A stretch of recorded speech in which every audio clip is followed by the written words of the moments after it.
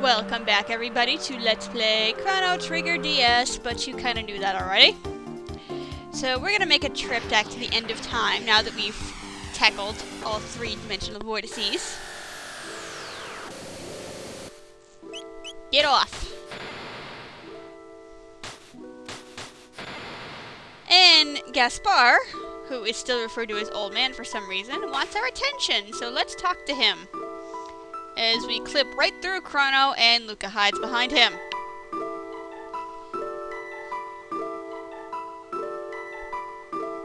Yes, out of the 7 possible ages, well technically 6, yeah. Magus, you cannot count.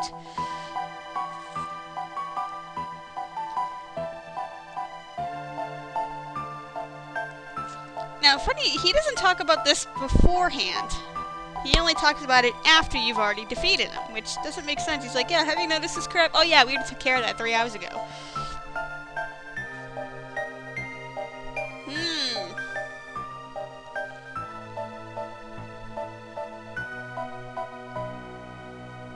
So we have a new foe hidden in the bucket. Which, by the way, only appears after you've tackled the dimensional vortex. Well, all 3 of them anyway. Actually, we need to alter our equipment. Now, if you haven't guessed already, there we have a boss fight coming up. We're gonna do this the cheap way. By using the Apocalypse Arm and the Dragon Tear. This fight is a pain in the ass. One very, very important thing, bring status immunity equipment. Do not go into this fight without it. I don't care what your excuse is, don't do it.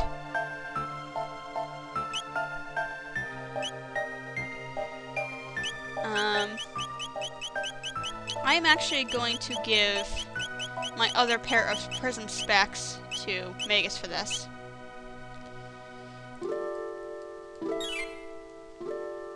Okay. So let's head into the bucket. And now we have a new option to head to Time's Eclipse. Like I said, you must tackle all 3 eras of Dimensional Vortex for this to become active. Let's go! Now, there's gonna be major Chrono Cross spoils in here, so... And I mean major. So, if you don't want to hear me talk about Chrono Cross, then... well, get the hell out of here. No offense, man. Yeah, I want to know that too, Robo. Wait, what? Are you serial? Hi? Alright, this whole doppelganger thing is kind of creeping me out.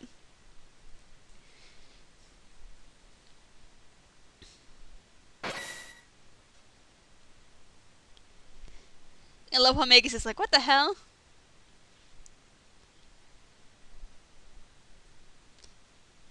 See, I like that, because obviously the gimmick in Chrono Cross, rather than time travel, is the thought of, altering time creates 2 different timelines, creates an alternate timeline in its place, which is pretty much what is happening here. Which I like that idea, and it makes sense. Like, a perfect example is like when the Black Omen rises, everyone in previous era acts like it's been there the whole time, because literally, even though the game doesn't state it, it is an alternate timeline where it has existed the whole time. So basically, when you return, when you're gonna go to Mom's house once the Black Omen is rising, she's pretty much a different mom than when you first left, and probably not even your mom anymore, but... that's neither here nor there. So once again, you have the option to leave, but we're not gonna be a bunch of wussies. We're gonna go straight on to this fight. And I wouldn't be surprised if I lost the first time. And this transition goes on far too long. And looky here, we have a somewhat familiar sight. In some ways, and yet completely new at the same time. Oh, because it works so great at the Ocean Palace. But the question is this the same Magus as the one from the Ocean Palace? Or is it from another timeline? That question is never actually answered, by the way. I think it's left up to interpretation. Because technically, every time you restart the game, Lavos is still there. So it's only after, in ending cutscenes that Lavos is actually defeated. So in this game itself, you never have a world without Lavos. So. What are you talking about, Charlotte? Don't know! For a girl who didn't even want to say no to her mother, you're suddenly just becoming almost evil. Like, what the hell's wrong with you? Oh no! Everyone else dodges out of the way, and they leave poor other Magus to take the brunt of it.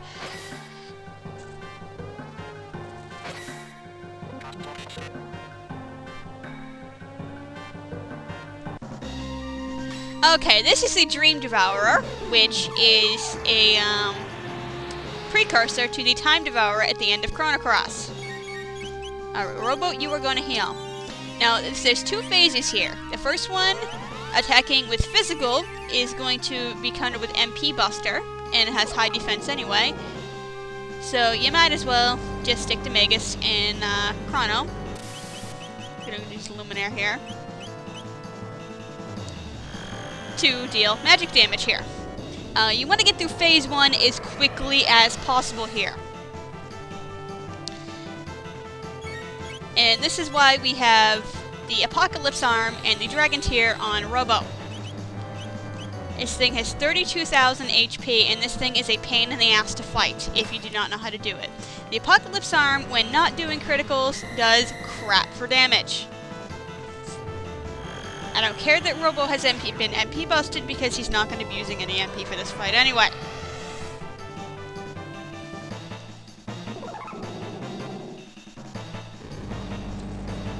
Now, the reason I want status immunity equipment on here, this thing can get rid of it by using a move called Curse. Which, if that happens on you, you pretty much want to start the fight over, because you are screwed. Like in every other fight, you can get away with one character, having their status immunity negated, and just deal with the consequences. Here, you do not want that to happen. If you get cursed, it's done. Don't even bother. I'm sure it's possible, but it's going to be a hell of a lot harder, and you'll see why once we get to that point. No. Okay, now it is in phase 2. Everything is going to be countered with Chaos Zone. Everything. Which deals a fair amount of damage too, by the way. And now he's going to absorb all elements. And Robo is probably dead here, because that was stupid. So, we want to raise. And then, did I select Mega Elixir? Yes. We're gonna put a barrier on everybody before we continue anything. Especially on Robo. That's the pain in the ass in this fight. Is Chaos Zone. Because, like, seriously, every move you do is countered with that. Which, as you saw, causes a hefty amount of damage. Unfortunately, magic does not work anymore, so... And I probably shouldn't have attacked with all three of them. Damn it. Let's see how now we have barriers on, the damage is greatly reduced. Would you hit a critical Robo? That makes this fight so much easier.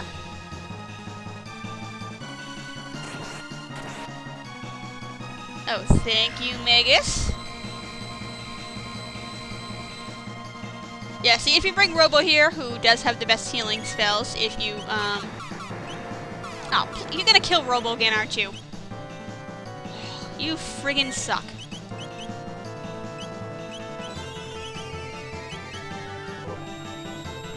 Ugh. I have to bury him again, too.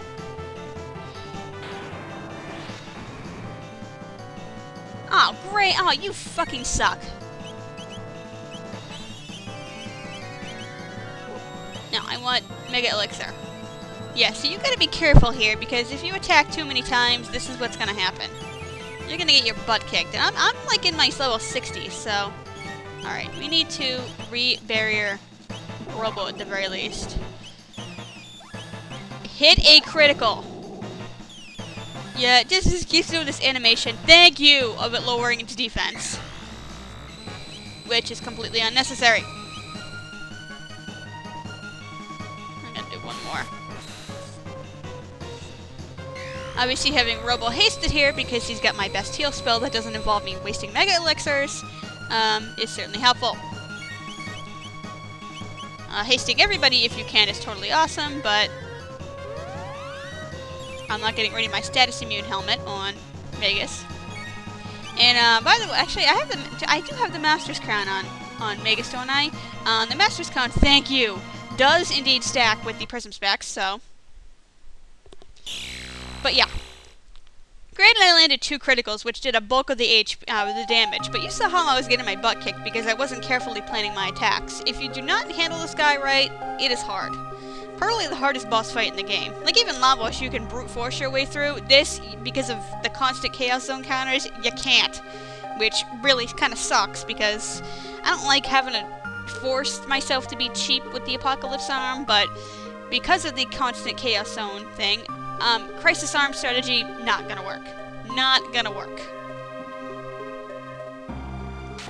Unless you have someone constantly on standby to keep healing Robo, then it's not gonna work.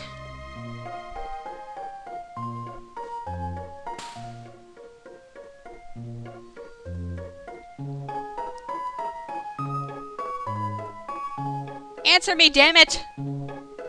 Hey, she woke up!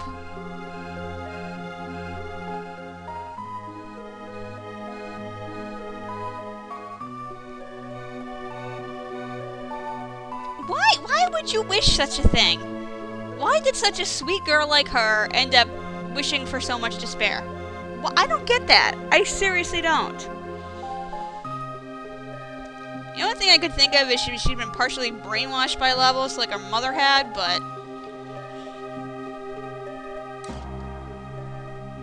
No.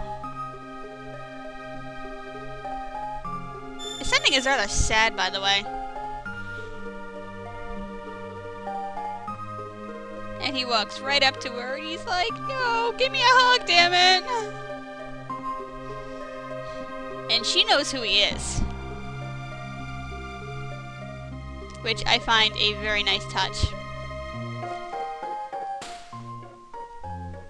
He's like, no, what the hell are you doing? So he fought all this time to look for her, and that's what he ends up seeing. As if he hasn't had enough tragedy in his life already. Poor guy.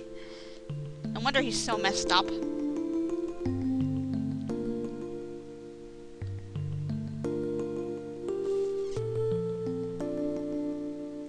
And he's all sad now. Oh. Don't do it, Magus. Don't do it. You're awesome.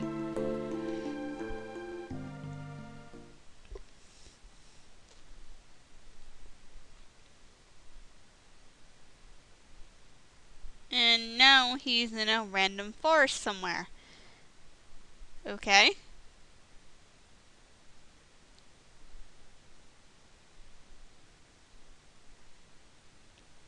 What's wrong? What? You did not just pull the amnesia card game. You just did not.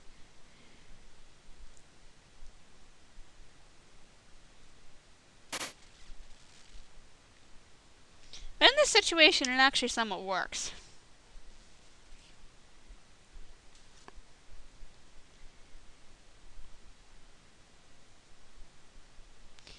So now we get the credits again. Now, a little bit tidbit about Chrono Cross here. Well, I have not since played it. Those of you who have obviously know about the striking appearance a character called Guile, has in common with Magus. Now, for those of you who don't know, people who have played the game probably do know this. In the original workings of Chrono Cross in development, the character who ended up as Guile was initially slated to actually be Magus.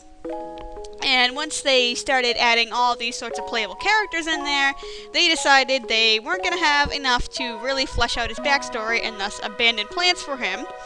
And what was left of him ended up becoming Guile.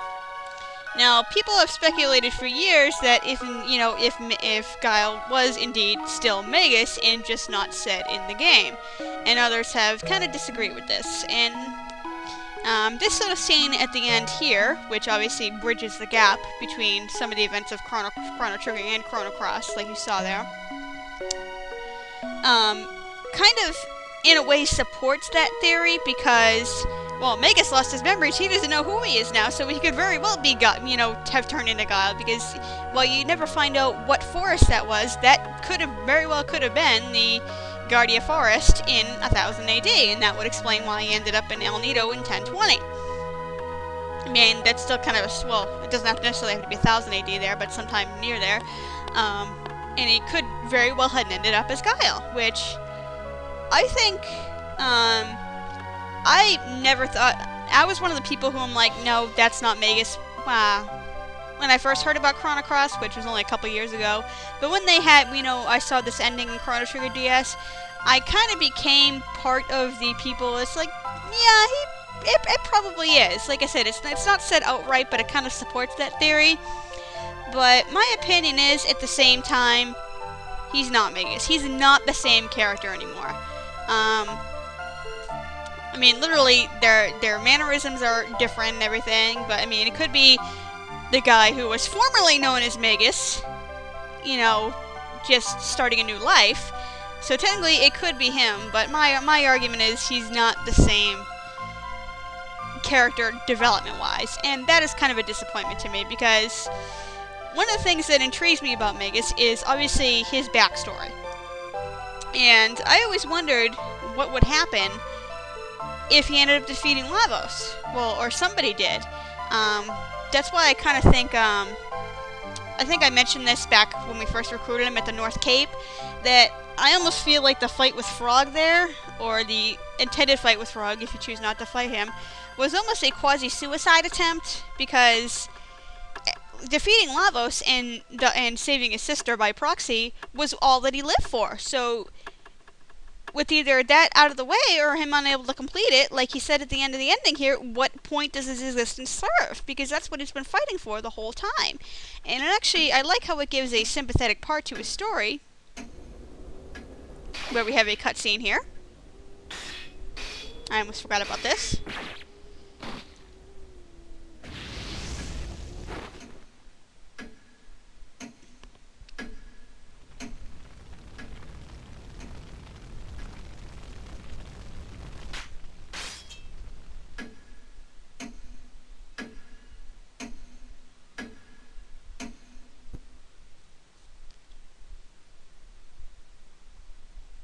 Yay! Yeah, this is ending number 13, by the way, the DS exclusive.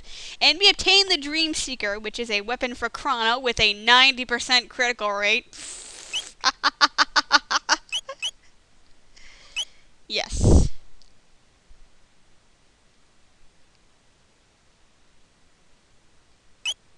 And surprisingly, this is the one ending that actually doesn't show, like, but actually no, that just was the DS credits, doy. But it doesn't have, like, the original SNES credits because it was, obviously not taken from the SNES version. But anyway, about Magus, I mean, I like that it's, despite what a jerk he was and how blindsided he was, it was nice to see that even after all this time, his relationship with his sister never changed. I'm guessing after all that crap with the Mammoth Machine and Lavos and crap like that, before he was transported to pre-600 AD, she was probably the only thing he had left of her normal life. And, she was kind of, the emotional rock for him. And obviously the amulet, she gave to him, he still wears until you meet him on the North Cape, which I like how they made it an accessory, but I like to think that he wouldn't let anyone touch it. But I mean, I love that about his character, and honestly, he's almost too well developed for this game. Frog comes in a close second, but everyone else seems completely bland compared to him.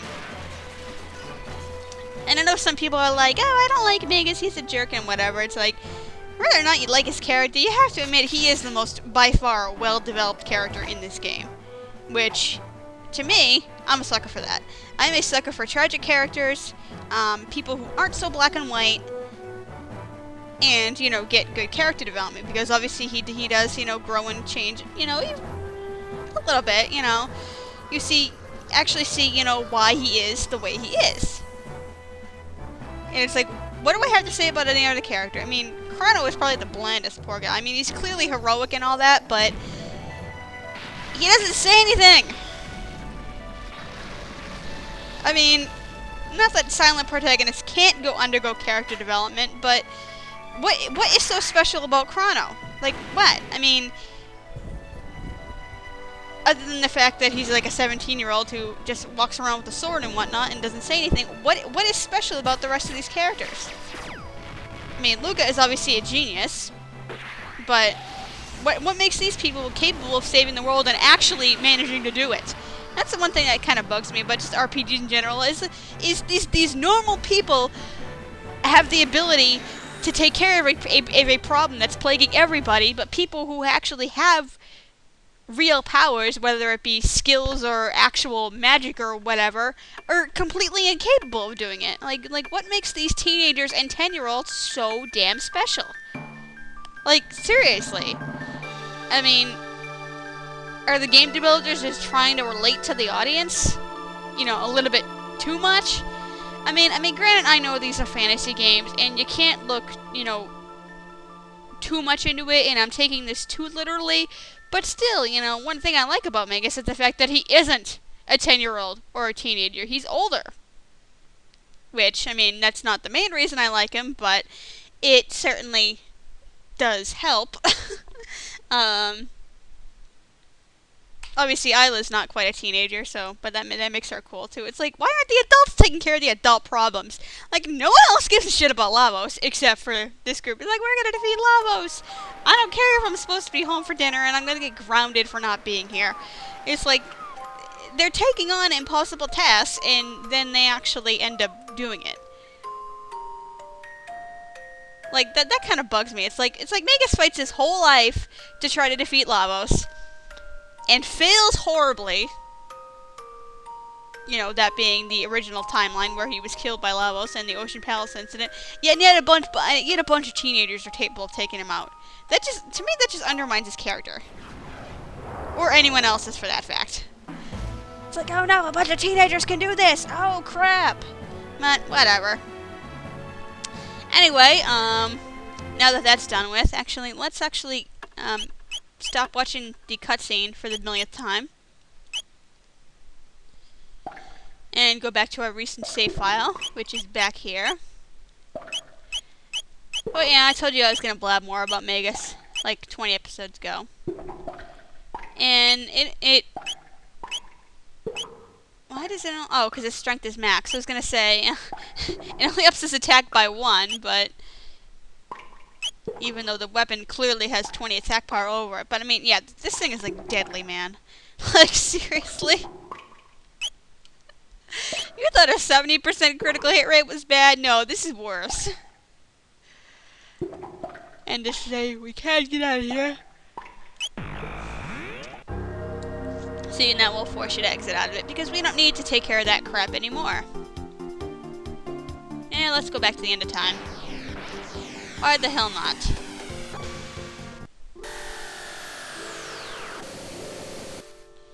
Careful. Actually, yeah, I'll go through my plans right here. Now, obviously, in the next episode, we are going to start the the other endings from A New Game Plus. Now, to prep for A New Game Plus, you will keep all your items. Your characters will keep their stats, however, you cannot actually have them in your party until the storyline actually recruits them into said party. So we're gonna lose everybody, pretty much. But you will also keep your items. However, you will not keep your money. So this is where that shop in the, stuff that's going to be useful to us now because of all the Dimensional Vortex and Lost Sanctum crap, the shop in Fiona Shrine and the shop that sells elixirs and mega elixirs in the Lost Sanctum actually is useful because you can burn all your money there and get some items. So I can kind of stock up on elixirs and mega elixirs. I never understood why they do that. Why let you keep your items but not let you keep your money? So because of that, you might as well friggin' spend it all. Like, seriously. And I still have capsules left for some reason. So yeah, what did I do? Yeah, so let's go waste it all on elixirs and mega elixirs. Because we can. What time here is the new inn, anyway? She's in 600, yeah. Why does she have to stand up to say that? Ah, well. But yeah, blowing it on mega elixirs that I'm probably not going to use. That's the one cool thing about mega elixirs is because I don't use them until, like, the ending fights. And because obviously the game is going to return you to the last point you saved once you unlock the ending, you actually end up getting to keep your mega elixirs because the game recognizes you as not having spent them yet. But whatever. If you always need money, you can always, you know, sell them back. I mean, granted for like half the cost, but I could only buy 13 mega elixirs.